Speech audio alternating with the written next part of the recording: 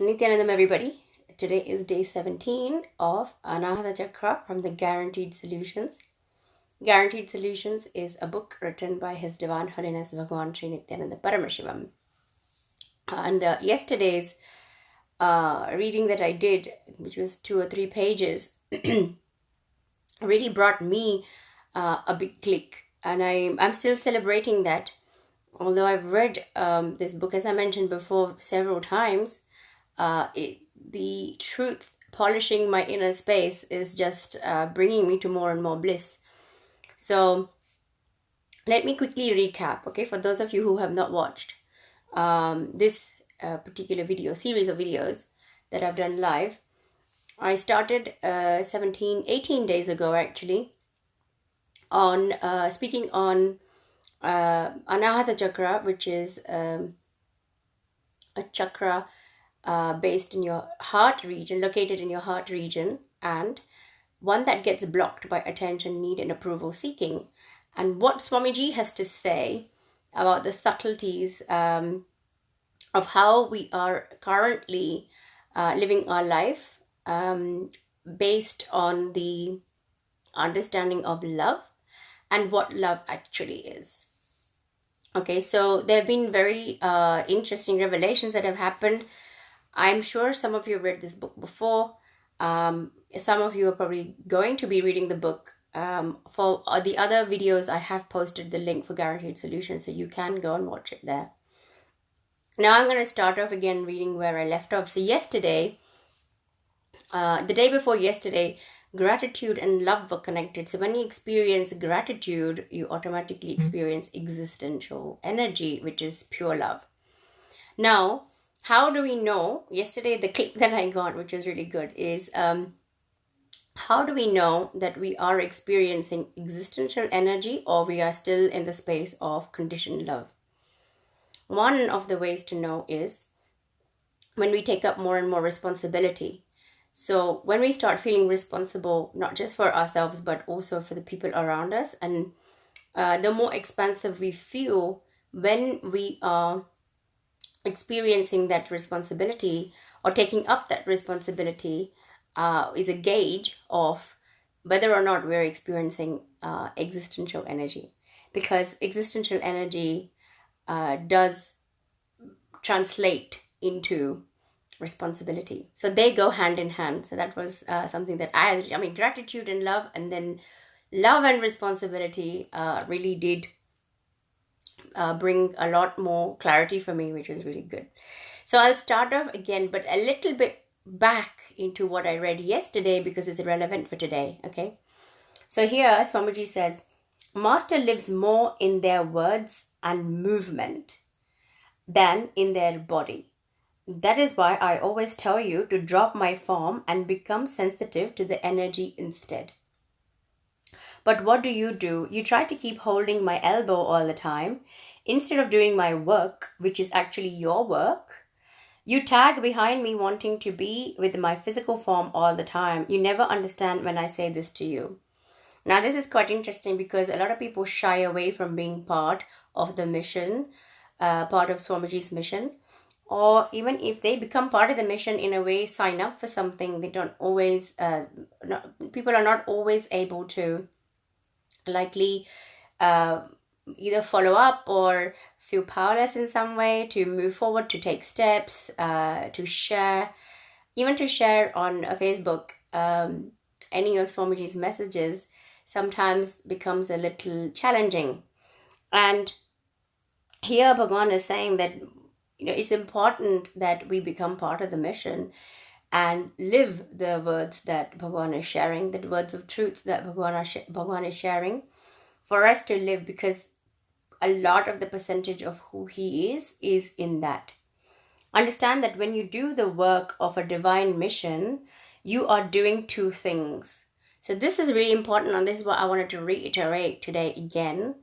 How when Bhagavan is inviting all of us to be part of the mission, to build Kailasas, for instance, we may think that is his mission and he can do it, and we don't need to do anything. Somebody else will take responsibility. Somebody else will take the initiative and do things. But really, it is our opportunity for us to do the next two things that Bhagavan is saying. So understand that when you do the work of a divine mission, you are doing two things, Swamiji says. One is meditation for your own spiritual growth, and the second is service to society with responsibility. The second is only a byproduct. The transformation that happens in you while you're doing the work is my actual work of transforming you. So to allow Bhagavan to transform us, it's important to be part of his mission. So this is what I'm saying. But up to now, what Swamiji is saying is the transformation that happens in you while you are doing the work is my actual work of transforming you. That's what Swamiji is saying. That's why one ought to be part of Kailasa or building Kailasas. My work is to continuously transform you, and that happens in different ways. One of them is by making you do the work of the mission. Do you understand what I'm trying to say? So just take on responsibility with joy. When you are confronted with seemingly high responsibilities, simply nod your head to it. The mere nodding without resistance is enough. The rest will be taken care of by existence.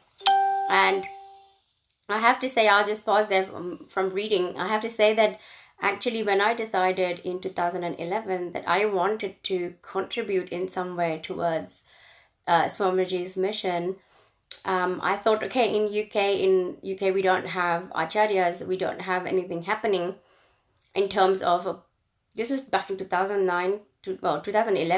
From 2009, I noticed that we needed something a lot more solid, like a lot more stable.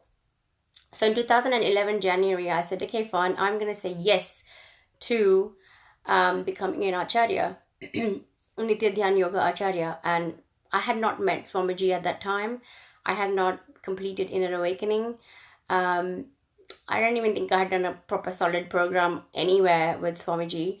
And it was pure decision to say yes. And I was able to read through the Guaranteed Solution 6 times, read the whole Living Enlightenment book once, write 20 pages on each chakra, and watch Bhagavan's DVDs, 6-hour DVDs 6 times. And this was all in 5 weeks. That was the preparation for the Nithyananda Yoga Acharya training. So I didn't do anything except say yes. So the rest of the energy happened from me just saying yes, and of course Bhagavan delivering. So here when he says, simply nod your head to it, the mere nodding without resistance is enough. Really, truly, it is enough. And we always think we're going to do all the work, but really he's the one doing the work through us if we allow him. So I'll start reading again. Have you heard of the Mysore Pak, the famous Indian sweet? It will look and feel heavy, but the moment you put it in your mouth, it will melt and dissolve and give you a renewed source of energy as well.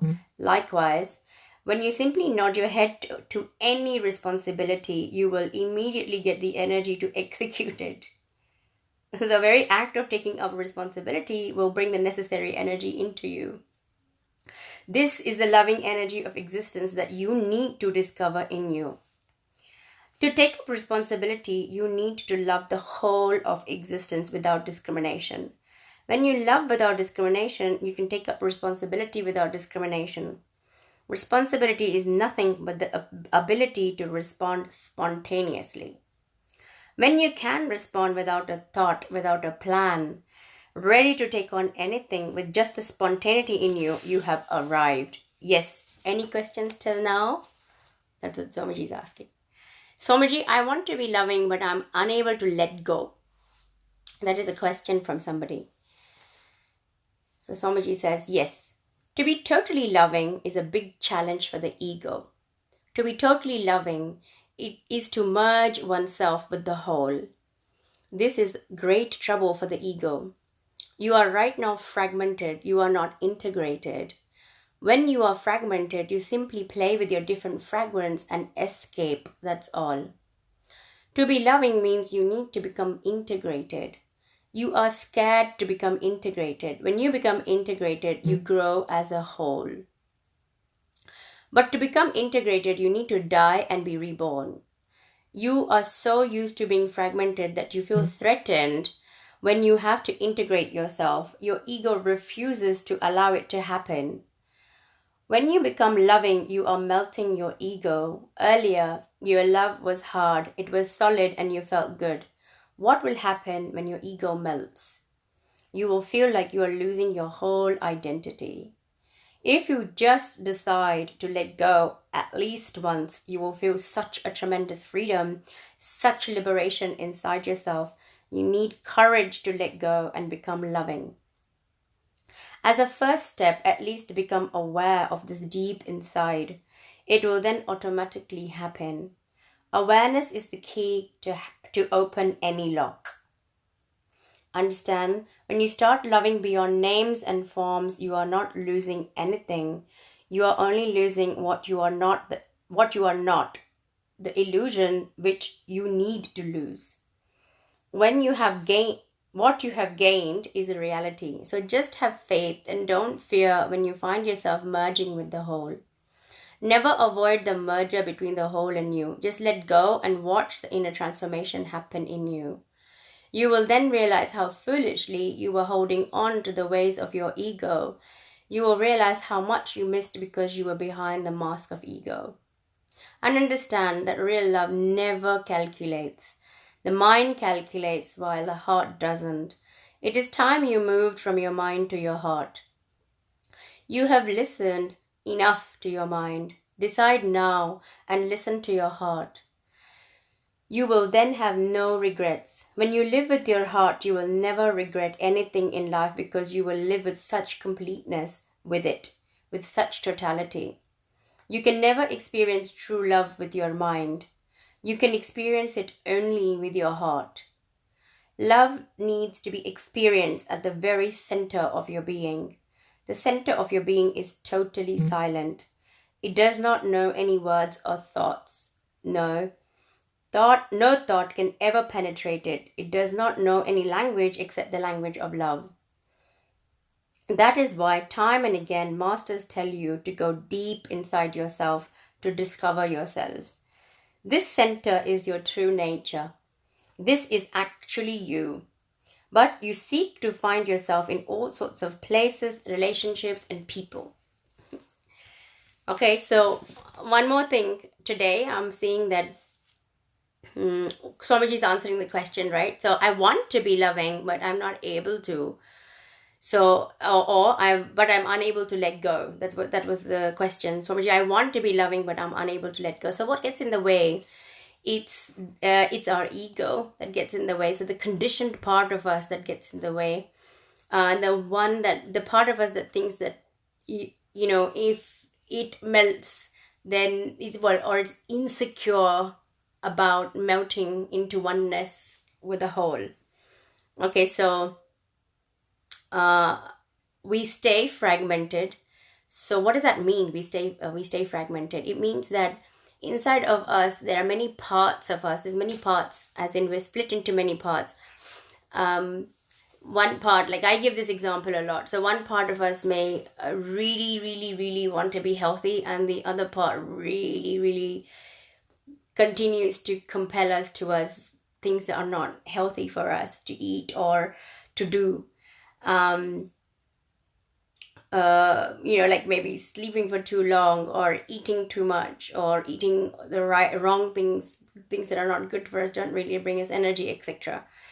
So this is just two parts I'm saying that are, pulling us in two different directions, but there are hundreds of parts in us.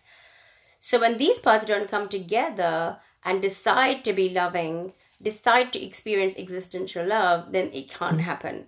Okay, so this is, what is stopping the actual existential love from happening in us? It is the fragmented parts of us, the parts of us that don't allow integrity to happen or integration to happen. So here we talked about another power, which is integrity. We talked about responsibility yesterday, which is one of the four powers, one of the four, which is authenticity, integrity, responsibility, and enriching. And today we're touching upon integrity and how that is important in order for us to experience existential love and allow the ego to melt. Okay, so what gets in the way? Ego, which is afraid of letting go and being whole. So here we go. Again, I'm really excited that I am getting so many clicks from this. I trust that you are getting also a lot of value. Please give me feedback. All feedback is welcome. And I'll be uploading this video again on Facebook as well. So today is part 17. I thought it was part 16 and I was about to say part 16. But when I looked at my list on YouTube, I saw that it's part 17. I'll post the links. I have posted links on the other Facebook live videos for guaranteed solutions, but I'll do it again for today as well.